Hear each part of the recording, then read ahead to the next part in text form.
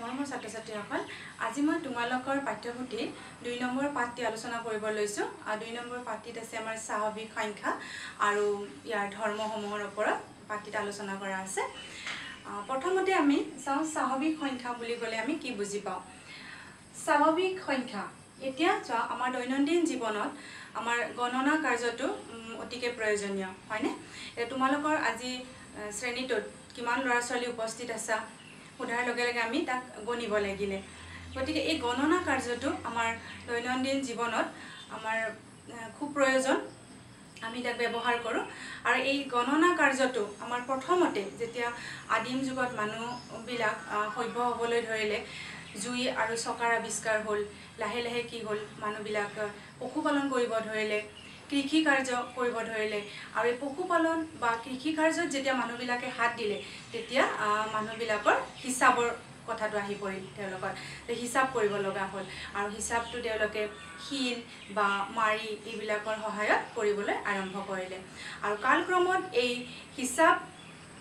হিচাপৰ যিটো ধাৰণা তাৰ পৰাই কি হ'ল সংখ্যাৰ ধাৰণা হ'ল। অৰ্থাৎ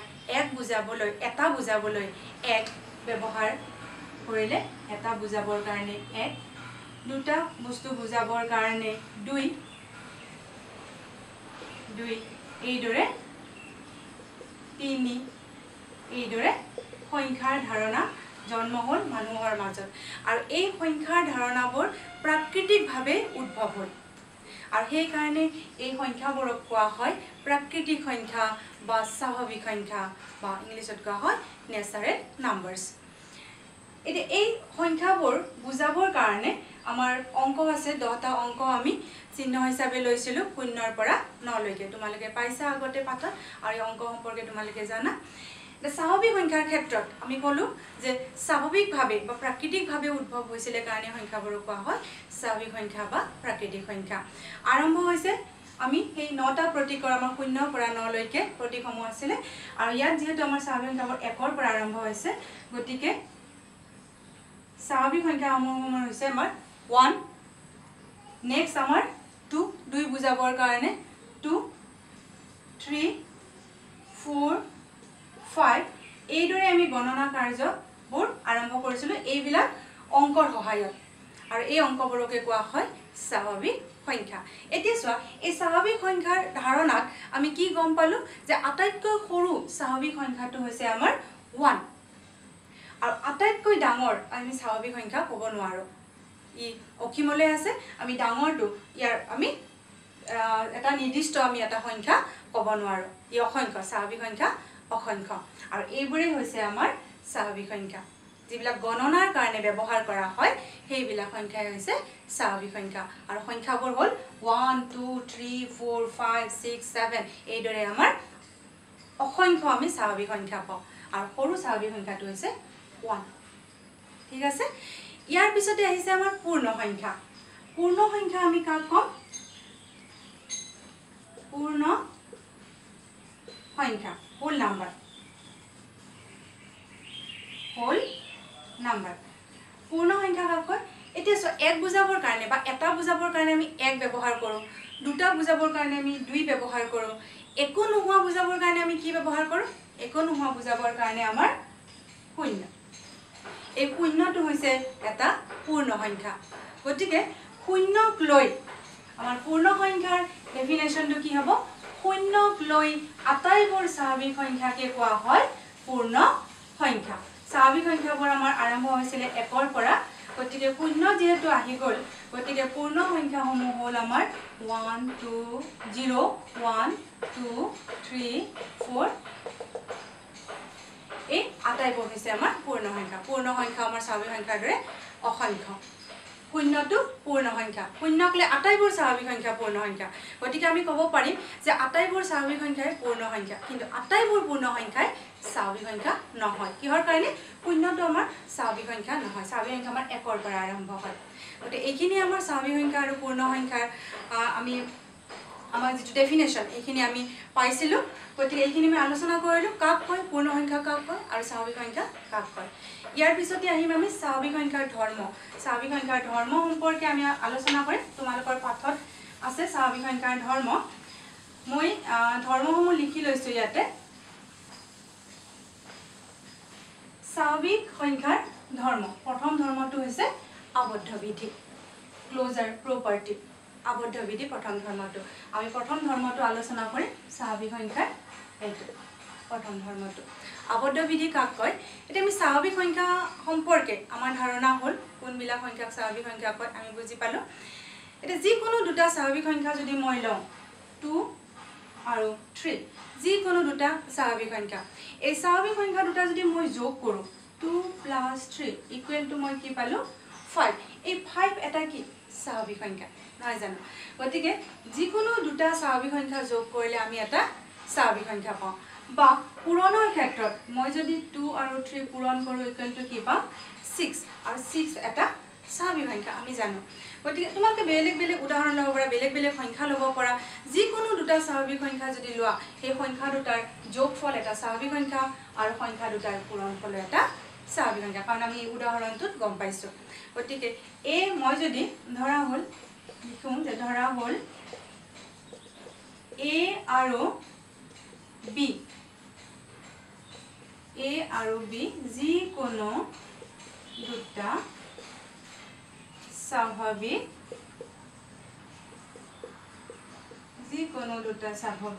সংখ্যা যিকোনো দুটা মই স্বাভাৱিক সংখ্যা লৈছোঁ এ আৰু বি কাৰণ এ আৰু বি এই কাৰণে লৈছোঁ যে স্বাভাৱিক সংখ্যা অসংখ্য মই 2 আৰু 3 ধৰিছোঁ তোমালোকে বেলেগ সংখ্যাও ধৰিব পাৰা চ' এ আৰু বি যিকোনো দুটা স্বাভাৱিক সংখ্যাৰ ক্ষেত্ৰত আমি কি পাম এ প্লাছ বি ও এটা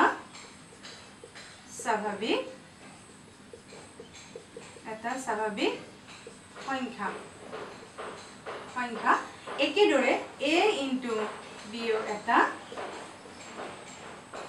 স্বাভাৱিক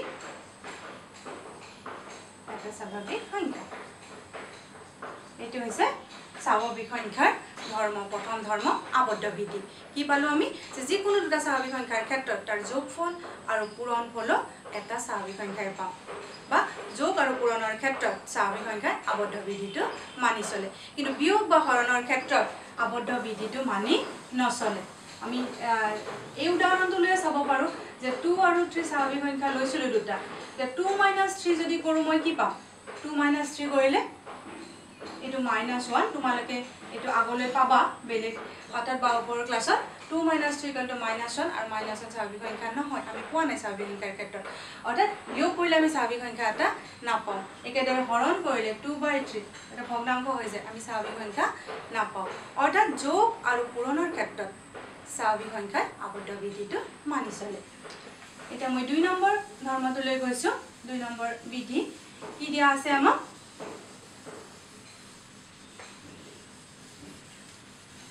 2 নম্বৰটো দিয়া আছে ক্ৰম বিনিময় বিধি কমিউটেটিভ প্ৰপাৰ্টি ক্ৰম বিনিময় বিধিটো কেনেকুৱা যে যিকোনো দুটা স্বাভাৱিক সংখ্যাৰ ক্ষেত্ৰত 3 আৰু 4 লৈছোঁ মই যিকোনো দুটা স্বাভাৱিক সংখ্যাৰ ক্ষেত্ৰত ক্ৰম বিনিময় তোমালোকৰ বিনিময় সম্পৰ্কে ধাৰণা আছে যেটো দিয়া লোৱা এইটো ক্ৰম বিনিময় এতিয়া মই যোগ কৰিছোঁ 3 + 4 কৰিছোঁ ইকুৱেল টু কি পাম 3 + 4 = 7 এইবাৰ মই ঘূৰাই দিছোঁ 3 + 4 আছিলে মই কৰিছোঁ 4 + 3 স্থানটো আমি সলনি কৰিছোঁ 4 + 3 কৰাৰ লগে লগে কি হৈ গ'ল 7 অৰ্থাৎ মই কি লিখিব পাৰিম 3 + 4 = 4 + 3 এইটো হৈছে ক্ৰম বিনিময় বিধি যোগৰ ক্ষেত্ৰত ক্ৰম বিনিময় বিধি মানি চলে স্বাভাৱিক সংখ্যা কাৰণ আমি একেই পাইছোঁ 3 + 4 = 7 4 + 3 = 7 so 3 + 4 = 4 + 3 পূৰণৰ ক্ষেত্ৰতো হি একে 3 * 4 = 12 4 * 3 = 12 so 3 * 4 = 4 * 3 অৰ্থাৎ যোগ আৰু পূৰণৰ ক্ষেত্ৰত স্বাভাৱিক সংখ্যাই ক্ৰম বিনিময় বিধিটো মানি চলে বিনিময় বিধি তাক যদি আমি ঘূৰাই দিওঁ একে মানটো একেই থাকিব জাস্ট আমি কি কৰিছোঁ সলনি কৰিছোঁ 4 টো আগত আনিছোঁ প্ৰথম স্থানত আনিছোঁ আৰু 3 টো দ্বিতীয় স্থানত নিছোঁ তথাপিতো তাৰ মানটো একেই আছে যোগ আৰু পূৰণ দুইটাৰ ক্ষেত্ৰতে এইটো পাইছোঁ আমি ক্ৰম বিনিময় বিধিটো মানি চলে কিন্তু বিয়োগ বা হৰণৰ ক্ষেত্ৰত ক্ৰম বিনিময় বিধি মানি নচলে এতিয়া 3 নম্বৰ ধৰ্মটো হৈছে সন্মিলন বিধি সন্মিলন বিধিটো কেনেকুৱা যে যিকোনো তিনিটা যদি মই স্বাভাৱিক সংখ্যা লওঁ ইয়াত মই তিনিটা স্বাভাৱিক সংখ্যা লৈছো যিকোনো ধৰা 2 3 আৰু 4 যিকোনো দুটা তিনিটা স্বাভাৱিক সংখ্যাৰ ক্ষেত্ৰত মই যদি 2 + 3 কৰো +4 ইকুৱেল টু মই কি পাম 2 + 3 + 4 মানে 2 আৰু 3 মই আগতে যোগ কৰিছো 5 + 4 ইকুৱেল টু কি পালো 9 এইবাৰ মই 2 + 3 + 4 কৰিছো ইকুৱেল টু 2 প্লাস মই ব্ৰেকেটৰ কিনি আগতে কৰিম 3 + 4 7 equal to 9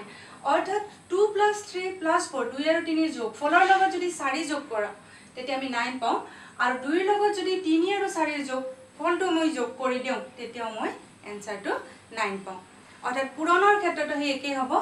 2 * 3 * 4 equal to 6 * 4 24 2 * 3 * 4 equal to 2 * 12 equal to 24 পুৰণৰ ক্ষেত্ৰত 2 আৰু 3 ৰ পুৰণ ফলৰ লগত 4 পুৰণ কৰিছো 24 পাইছো আকৌ 2 ৰ লগত 3 আৰু 4 পুৰণ ফল পুৰণ কৰিছো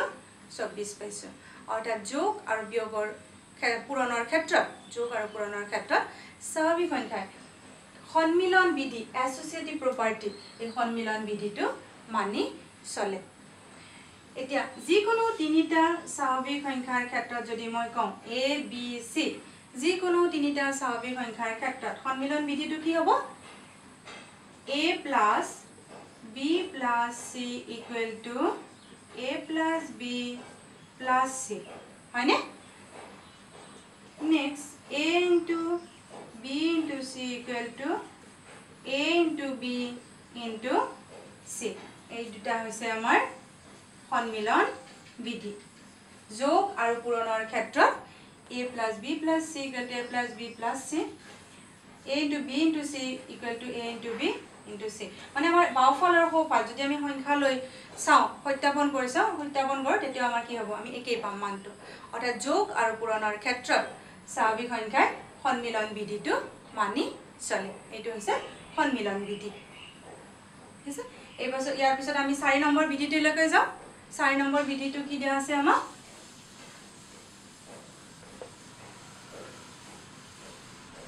4 নম্বৰ বিধিটো দিয়া আছে আমাৰ বিতৰণ বিধি ডিস্ট্ৰিবিউটিভ প্ৰপাৰ্টি বিতৰণ বিধিটো দিয়া আছে বিতৰণ বিধিৰ ক্ষেত্ৰত আমি তিনিটা স্বাভাৱিক সংখ্যা লৈ বিধিটো চাম আমাৰ বিতৰণ বিধিটো কেনেকুৱা যে যিকোনো তিনিটা স্বাভাৱিক সংখ্যা ধৰা হ'ল a b c যিকোনো তিনিটা